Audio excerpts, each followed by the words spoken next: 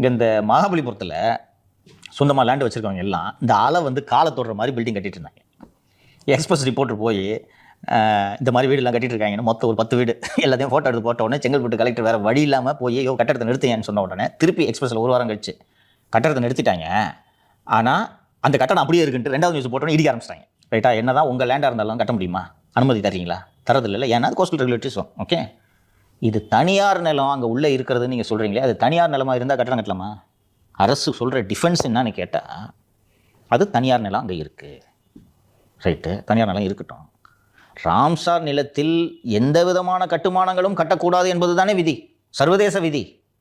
அப்போது உங்கள் துறை எப்படி இதற்கு அனுமதி அளித்தது?